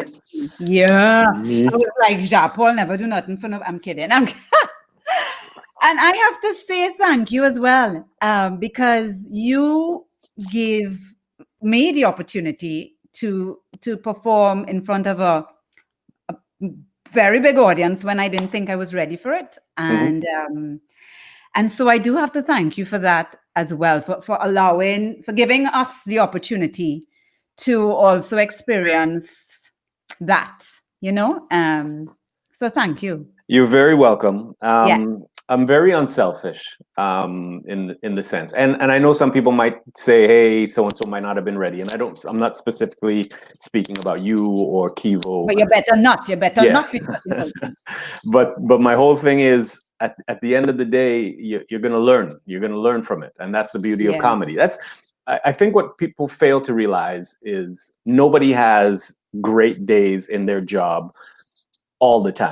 You know what I mean? Whether you're a banker, a lawyer, a doctor, a police, so far less a comedian, and even worse, or even harder to be a comedian, because people have specific types of humor that they like. So you could be as funny as you want, your jokes could be as well crafted as they are, but if that person isn't into that, if that person only likes political humor or blue humor or racial humor or heady humor or knock jokes or puns or whatever it is, if you're not that person, you're not funny to them. It doesn't mean you're not funny. And so I knew you guys were funny. I knew you both were funny. So I was like, why wouldn't I give you guys the opportunity? Because I would have loved growing up for somebody to give me the opportunity coming up to at least experience it. So even if it doesn't go as well as you would like it to, next time what the adjustments are going to be. And if you don't have the opportunity, then you can't learn. So Yep. Okay. So tell me, because I know as comics, people always think that we are telling a joke or that we want to be funny, regardless of the scenario. You go anywhere, it's like, you being serious? Tell my joke now. Oh yeah, tell my joke now. How difficult is it for people to take you seriously? How difficult has it been? It's very easy for people to not take me seriously, because people, most of the time, people don't even think I'm funny, because I'm your consummate introverted extrovert. I'm only extroverted around people I'm comfortable with. And if I don't know you and we're not friends or we don't run in the same social circles, I'm very quiet, and 99.9% of the time I'm just observing and taking in what my surroundings are, looking to see where the exits are in case I need to escape. I'm not, but if I'm around my people, and people I'm comfortable with, I'm more than likely probably one of the funniest guys, if not the funniest person in the room, just because I'm comfortable and I know I have that kind of skill set. But for the other people, I have mastered something called RMF, which is called resting Mitch face. Oh. So because it's so funny as a comic, you go out and somebody see and they're like, tell me a joke, and you're funny, and I'm like, well, when you meet your mechanic outside, nobody else does that. No, hey, fix my car or doctor. fix my car. Hey, I see you. Check me. You don't do anybody else that. Nobody else does that. It's the occupational hazard. It's an occupational hazard. So it's one of the things I hate, but it's obviously one of those things that you have to be aware of and take it with a grain of salt, as they say. Yeah. Preferably pink Himalayan salt, because I'm health conscious. So. Right. Something this pink Himalayan salt seems to be popular too. So, you performed in Trinidad a few times. Yeah. So, yeah. How do you prepare for a Trini show? Like, lots of praying and meditation. To be honest with you, I've performed around the world. And Trinidadian audiences still to this day, to me, have to be probably one of the toughest audiences in the world. And I honestly think it's because every single Trini thinks they're funny. So, like I said, if they're not digging what you're doing, I'm sure they're saying this, you're going, I funny and man on stage, boy, you making me laugh, boy. I sure I could tell better joke than that man. So it's always a kind of pressure. But here's what I will say. When they do embrace you, they embrace you fully, and then you could do no wrong. So that's the beautiful part of it. But still one of the toughest crowds in that the you world. do. So when you go home, how do you deal with, just like you say, so how do you deal with it? If they are, because I'll give you one of my very first experiences home, because I didn't start comedy in Trinidad, I started comedy here. In Florida, okay. And so that when I went home and I performed the very, very first time was in 2017. And I remember asking the guy, I was like, can I curse? And he said, man, do whatever you want. It was Robin Foster. He was doing a show at Kaiso Blues called Keevo and Kaiso. And he said, man, do whatever you want. And I did. And I felt the energy in the room just suck all. People just look at me like, really? And I just wanted the earth at that moment to open me up, because you're right. One, Trini, we do have a very, very, very good sense of humor as a culture. But we are also we could be very prude too. I mean, we will cuss by a bar and we will cuss on the beach, but somehow we don't want to hear it when we spend our money. We a lot of people, not everybody. There are people who appreciate it, but for the most part, people are like, I don't want to pay for you to cuss. So how have you dealt with? For me, I just ended my set and just walked off the stage because I just felt like, oh. How have you dealt with that, if ever? To be honest with you, I pushed through it. Being, I guess, a veteran comedian, one thing what I don't want to do is the audience to dictate what I want. You know what I mean? It's like if Matthew was playing traditional jazz and you go into a thing and he's like, I don't want to hear jazz, I want to hear reggae. And he's not going to change to reggae because the audience wants to hear reggae. If I'm going to a rock club to listen to rock music, I'm not going to expect, I don't want to hear this, I want to hear, hip hop, you know what I mean? So my whole thing is I try not to be gratuitous, but I try to express myself. And I also let them know. And I'm okay with people not liking me. If it's one thing, the worst thing you can do is expect everybody to like you. And the wrong way, the best way to fail is to try to get everybody to like you. I want to cultivate my audience. And and whoever is going to follow me is going to follow me, and whoever's not going to follow me, I'm completely okay. I don't want you on this journey along with me. You know what I mean? So there's tons of people that like Michael Jackson that didn't like Prince, and a ton of people who love Prince that didn't like Michael Jackson. Did that mean either of them were, less talented? No, it just means that that's just not your style. So the one thing I always remind myself is stay true to myself. And if it's going to cost me peace of mind, then the price is too much. So I'm just going to continue to do me. I don't need validation. I validate myself. Right. I like the Trinidad and Tobago flag behind him, and the colors like that. It take you. You know what I mean? Like it just embodies who you are. My favorite colors. Yeah, those 3 colors are my favorite colors.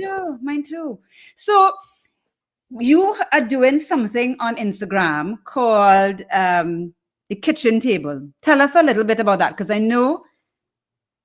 It seems. Are you hearing me? Because I see as if you're stuck. Okay, you're back. Yes. Yeah. So you're doing something called the kitchen table. You've also something happened. I think we lost Jean Paul for a moment. We're gonna see if he comes back in. In the meantime, we are going to run some of Jean Paul's work for you to experience him on stage. So.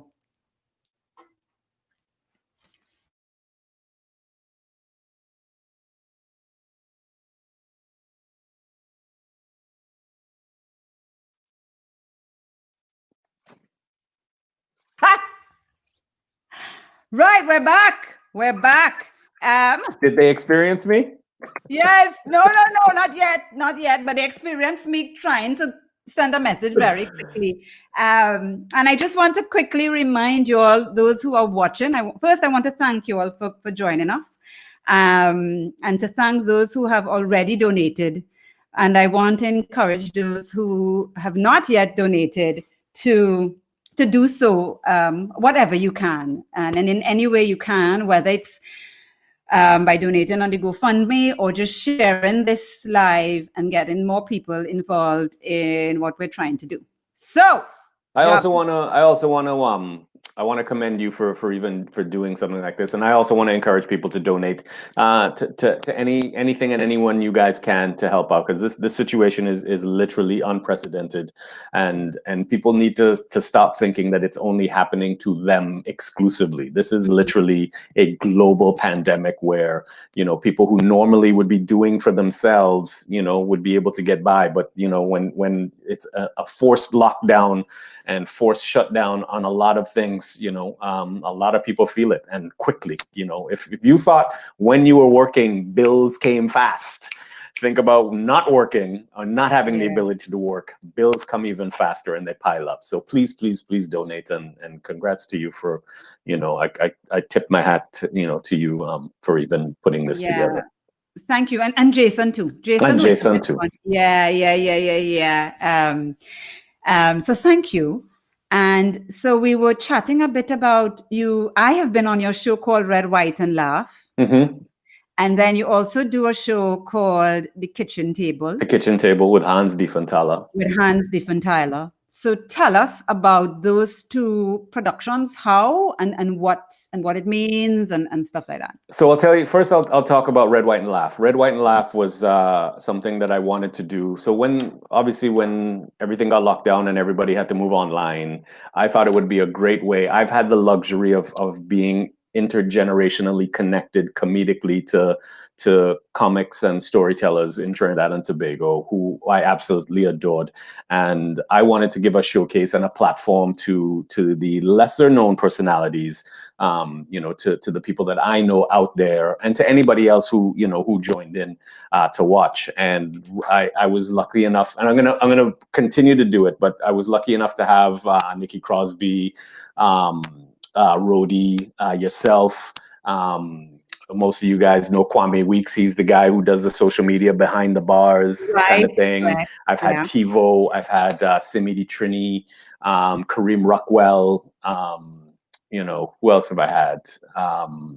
Jarrow Bess Mitchell. So these are all comedians who are still doing the good thing, who are still being part of this comedy fabric and comedy quilt that is Trinidad and Tobago, continuing to carry the mantle. Rest in peace to probably one of the greatest comedic icons of Trinidad and Tobago, Sprang Alang.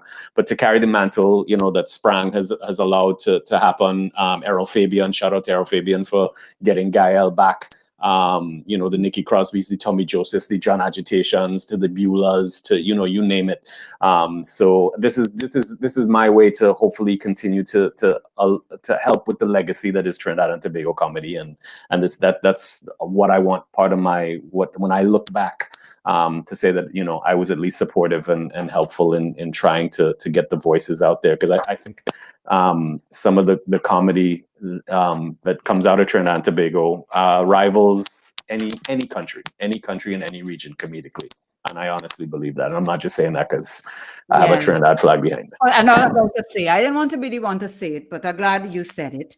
And so, where can people tune in, and what day and time? It used to be on Thursdays, so you would have to check my Instagram, my IG, which is Jean Paul Comedy, or Jean Paul Comedy on IG, on Instagram. And the other show that I do, which I have been doing consistently on Tuesdays at 8:30 on the same The Kitchen Table Official. You'd have to follow that page with Hans Di Fantala from Kes the Band. We basically decided that we wanted to do a podcast, and traditionally, if you know anything about kitchen tables in any region in the Caribbean, everything happens there, from shit talk to old talk to relationships breaking, politics, interventions, So is this the kitchen table with the plastic tablecloth on it, or what are we talking plastic? Well, we haven't been able to. The funny thing is, originally when things were open, we wanted to get a actual traditional, like a specific tablecloth that we wanted to put on and set up on the table. But obviously we've because he's in Trinidad and Tobago and I'm in Toronto, so we've had to improvise. So there's been no actual physical kitchen table. Because it's not a kitchen tablecloth if it's not plastic and the corners not torn. The reason I don't want the plastic, I'll take the cloth. I don't want the plastic because if it get too hot, it gets sticky and this thing falls. No, but I see that, and then so when you peel it off, part of the red from the little thing on the stick on the table. That's the idea. You either want authenticity or you don't want authenticity. So you telling me what to do in my show? You my producer now, or you Jason now? Oh, good, Jean Paul. All that's good stuff. But people should check out The Kitchen Table because we've literally had some insanely great guests. This Tuesday we have DJ Private Ryan. We've had Jillionaire. We've had DJ Bravo. We've had Russell Peters. We've had Finesse Mitchell from Saturday Night Live. We've had Tedison John. We've had Nadia Batson. What? We've had some. I haven't been able to because it runs the same time we do Trinbago Freestyle. So by the time, sometimes I think I get a little tail end of it, but most times I haven't been able to see it. That's okay. And eventually once we figure out. I'm not saying I feel badly. I'm just I'm glad to hear you doing your thing too. That's there's enough room on social media for everybody, and eventually we're going to break them down into clips and have them live in a library that you can go and check out and archive it as well, so people can go and check out some some really, really interesting. And I think next week I believe we have Allison Hines. So this Tuesday coming up we have DJ Private Ryan, and I think the following one we have Allison Hines, and then things. So yeah. Okay. So can you swim? Because this is yes, I can. You can. I can. I taught myself to swim, almost to the detriment of my mother. I went probably at like 4 years old, saw a pool, ran because I was faster than my mom. Just jumped in a pool and she thought I was going to drown, and she couldn't swim, and she jumped in the pool and she almost drowned trying to save me, and then I just swam off. This sounds like a lifestyle show too. I like it. This sounds like the making of a lifestyle movie. So, and since then I've loved swimming. I love swimming. I absolutely adore swimming. I think it's one of the greatest exercises you can do, and it's actually kind of zen, you know. And it, for me, it mirrors stand-up comedy, because swimming is usually a solitary, yeah. you know, yeah. So, and that's how I see stand-up. It's just you. It's just you. Yeah, it's just you to focus, you know, as fast as you can go, as slow as you can go, and it's just you versus yourself. You know, even though you're competing with someone else, ultimately it's you challenging yourself, and that's what I love about. You know, I love the mental that goes along with the physical. You know. So I'm glad that because you kind of segued into my next question, because I want you to describe for me your swimming career, your comedy career using swimming terms. I'd probably say it's been is the correct term a medley? Medley, yeah. It's been a medley, because it's literally been a mix of everything, you know. It's I've been able to pace myself, you know, with the front crawl.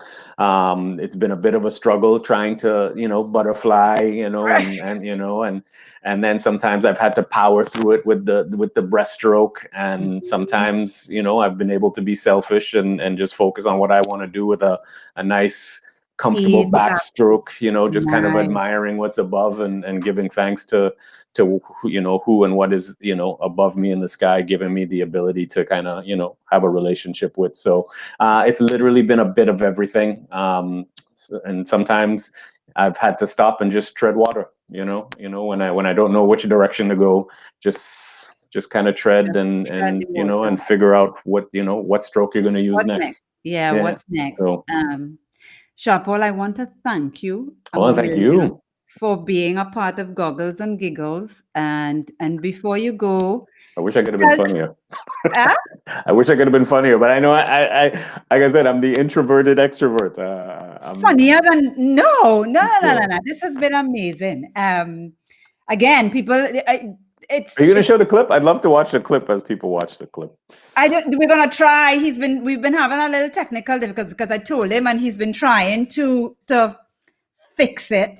So we're waiting. So hopefully, if we don't show it now, we'll probably try and show it at the end of the show. Okay. But while he's working on it, but parting words for Trinidad and Tobago, for our viewers, tell them something, because you know they opened up, they relaxed some restrictions, but not for sport, not for athletics, so that people are still feeling it. We all are, even here, everywhere. It's global, like you said earlier. But my heart is always been home, and so that So what will you say to them? You know, it's funny, because as new as this pandemic is, or new as this, what we're all going through, COVID or coronavirus or whatever it is you want to call it, I'm grounded by the words of our elders. And, you know, this is one of those times that I wish my grandmother was still alive, just to hear what she would have to say. And I know one of those things she would say is, you know, sometimes you just had to hold some strain and just hold some strain and remember you come from a community. And one of the things I loved about being from Sangre Grande is the community, the sense of a small town that felt like you were related to everybody, you know. So remember to support each other. Remember, you're not in this alone. There's no shame in asking for help. There's no shame in asking for some kind of support, because, you know, mentally this is probably one of the most draining things in the entire world, and it's tough. And sometimes if you want to cry, just cry. If you want to cuss, just cuss. But, you know, make sure that you have somebody or somebodies that you can, you know, turn to in these times, because it's not just you, and there's no way they're not going to understand what you're going through. So hold some strain, and just listen to the Prime Minister, because I want to come back home. I want to go to Tobago. I want to, I want to drink a nice cool stag, and, you know, some bacon shrimp on maracas, and and just be bareback in the gallery. You know what I mean? So I couldn't believe you just said you're from Sangre Grande. That's not even Trinidad and Tobago. You should have told me that before. I think, isn't You that how you say that? know damn well you can't go arrow without cutting or man's land without cutting through. So I mean, you know what you getting on with. You can't go toko self without I know, cutting through right? Sandy Granty. You're right, you're right, you're right, you're right. So, thank you a nobody million billion times. You don't even need to go through tongue to go Maracas. You could go around and cut through Santa Cruz. So don't tell me tongue is Trinidad and Tobago. It's true. You're right. You're right. You could go around. Sandy Grandy. What is Kitchener? Is Arima tonight in Grandy or is in Grandy tomorrow?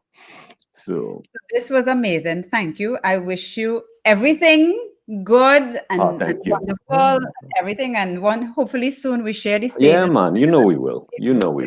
As they say, we'll come straight and we'll get through this together, man. So and everybody make sure you support the aquatics and this entire GoFundMe with whatever, and anything helps, whether it's $5, $2, whatever it is, every little bit helps, man. So and I really appreciate it. And everybody stay safe and God bless.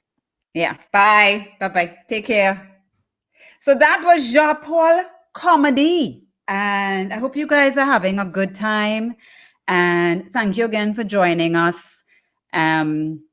Donate, share, support the artists by following them on social media, by, sharing one of their videos. And so that was it. I am going to now hand you over to Jason Andre Wickham. Where are you? We're waiting for Jason. Hola, hola. Hola, Jason. So I am going to allow you now to do your thing. No problem. And I'll be back. Bye, guys. See you in a bit. Bye-bye.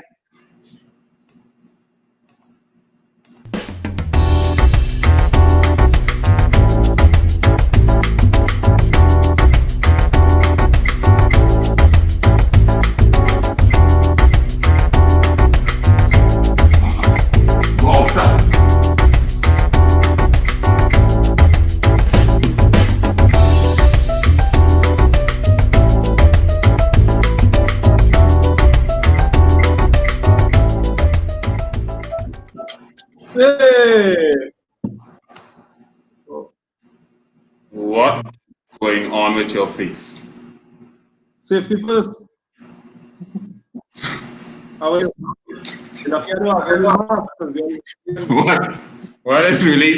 What is really going on? Good evening, Mr. Samlal Singh. Good evening, sir. How are you? Good evening, everyone. Yeah, so somebody safety glasses was though. There's no right, so you definitely get some. That's definitely goggles, and you definitely get some giggles from that. Wait, hold on. You could lean back a little bit. I see you doing some advertising there. Yeah, well, this is the interview. They'll understand.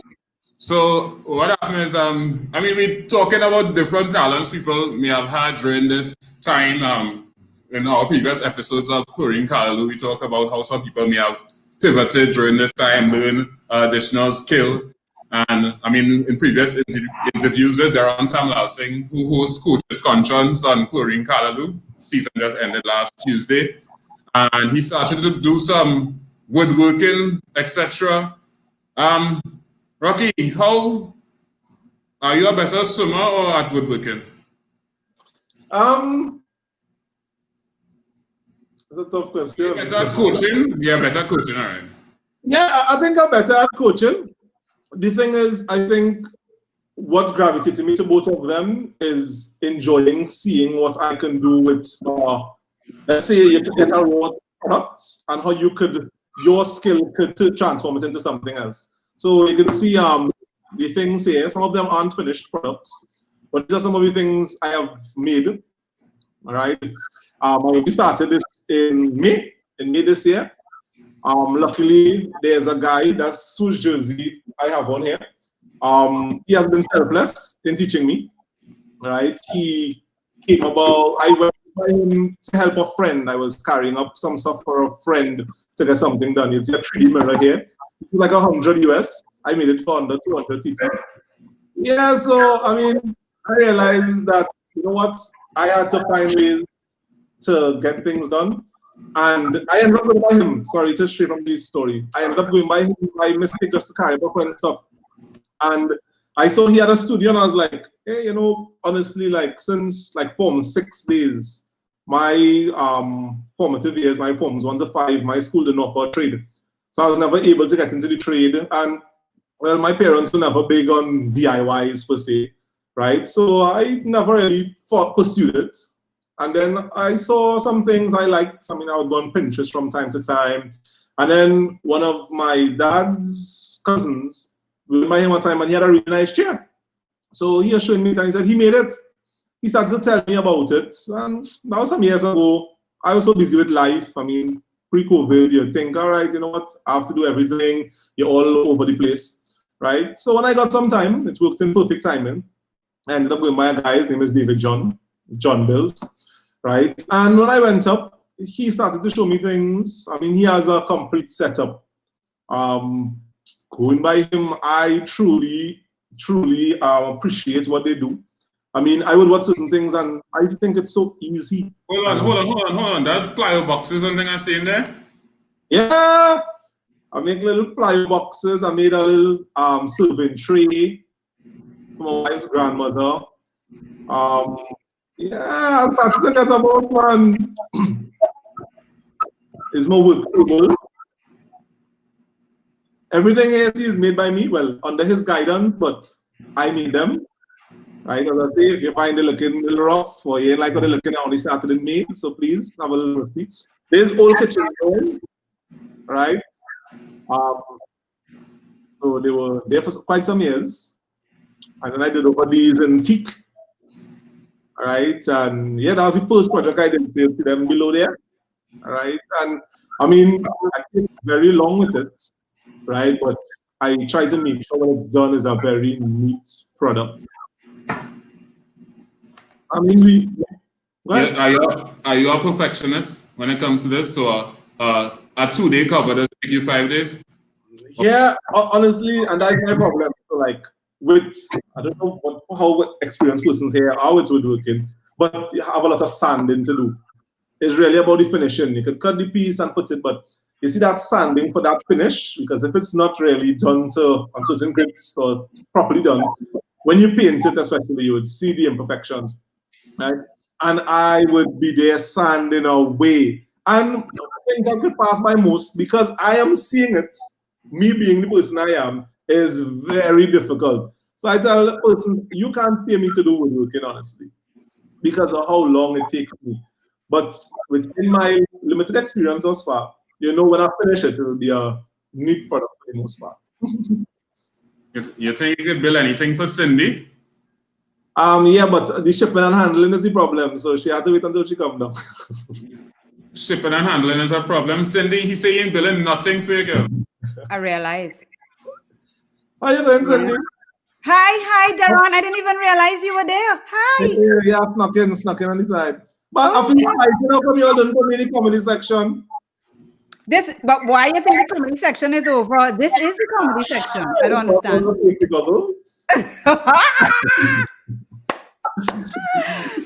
Yeah, nice. So you're building stuff. I'll continue. Right. Yeah. Yeah, because I realize we all look at COVID. I mean, yes, I heard Keevo mentioned it earlier. You had to get diversity in. Mm-hmm. And as much as, I mean, we see the negatives of COVID and how we have been locked down, I mean, I try to make the most of a bad opportunity. Right. And just, I had no knowledge of this before. I never did these things. And the same I am speaking about, I mean, I am hoping that in the future he can offer classes on it as well. Right? Okay. I think he can make almost anything out of it. I have seen him create, make toilets for persons who are only able. I've seen him make things, and he'll just bring your vision to life, right? And it's just amazing what you do with work. Okay. So can you make diving boards and stuff like that as well? Well, the wood wouldn't be able to take the water too well, right? But you can test it out for me. When you're coming back, I'll talk to Stuart Young and we'll see how to get the water open for you to come back just to try to drive it. You can Yes, you can use things like Purple Heart and Treated Green Heart and Peak and stuff. You know what I mean? Yeah, but I mean, like, those woods are very, very hard. So, like, sanding, it will take a real time. As I say, I'm not too versed, so though. I'm not going to say it's not like you have anything else to do, Darren. We touched on the fact that the pools are still closed. So take some time and sand it. You feel it that easy? It's real monotonous. Like, here's me sanding. Like, I would take hours. These things, these little things, I took 2-3 days to make because the sanding is so boring. So here's the thing. What I want you to say to whoever is looking on, because you're saying you use this period to learn woodwork and whatever, and so that there are people who are home who, you know, they haven't been able to center themselves long enough, to sit still enough to figure out, what am I good at? Right now, I'm frustrated. You know what I mean? I don't know what's next. I'm feeling blah, blah, blah. So I want you to take 1 minute and speak directly to those people who feel like, okay, the pools are closed, the football fields are closed. They're sitting at home feeling, I guess, just like you would, despondent, lost, a little broken. Tap into that energy so that they can, so use this moment to inspire and motivate one After person. I make my normal voice, I should put on a MC voice or something. That's cool. What I would prefer is if you put on your goggles. I feel if you put on your goggles, I mean, there's goggles and giggles. So the fact that you're not giggling and a serious thing, take half of the show and run with it. Goggles. These glasses are a little twisted, so I'll keep my head. But yeah, I think we need to stop taking life as a group package per se. Let me explain. I mean, I think we all look at it as, oh my God, I'm down again. Rowley hasn't given timelines, right? You take today for today. Decide what you could do today. It's like as a coach, bringing in coaching, right? I wouldn't tell my swimmer to go and swim at 200 versus at 200 breasts. You break it down. I can use a lot of analogies with swimming tonight, right? So you go up a race. I remember Chopin Brown one day. I think that's the name. I kept starting the same day over and over, right? And you use the time that you have and make it productive. I could have sat down complaining every day and be frustrated, stressed, but over the time, right, we have the same time in the day, I chose to use it to make myself more productive. After the foundation, if I want to make, I'm currently working on my own kitchen cabinets, right? So I have left COVID whenever it leaves with a skill that will be with me for the rest of my life, right? Okay. And just take it one day at a time. Decide what to achieve tomorrow. Try not to set unrealistic goals and go one day at a time. Don't think, you know what, I'm trying to achieve everything over this time. No, take little bites of the cake. Okay. All right. I think that should inspire somebody, because the truth is we've all had to sort of look within and find a way to pivot and to channel some sort of energy so that we don't lose our mind more than we've lost it already. I mean, like somebody like me who, I mean, my mind has been gone a long time. So yeah. You know, I'm trying to find it. I'm using COVID to try and find it. So yes, so thank you, Rocky. Thank you. Just before I go, go ahead. For persons interested, his handle is John Bills. I know a lot of persons doing little projects around their houses. You can follow him on Instagram. He's very active. I mean, you could hit him a message if you need advice. You could talk to him, see where it could lead, right? I'm hoping he starts doing classes as well. Right? I know that might be something you might be interested in. So John Bills, B-O-H-N Bills, _ wood artist, right? And you'll see him, follow his page. He has a very active Instagram page. Yeah. Okay, perfect. Okay. Thank you, Rocky, for sharing. Thank you. Thank you for working with your goggles. Yeah, that's our mask. Oh gosh. Good. You take us home with that. Bye. Right, so up next is Cindy. So we're waiting for the next guest, which you're supposed to be interviewing. I'm seeing having some technical difficulties. So Cindy Ann Boisson, we're trying to bring in Christian, but he is missing. Well, maybe we can run the piece by either Jean Paul or if you're able to do it now, or we have another piece that we can run. But he's here. Okay.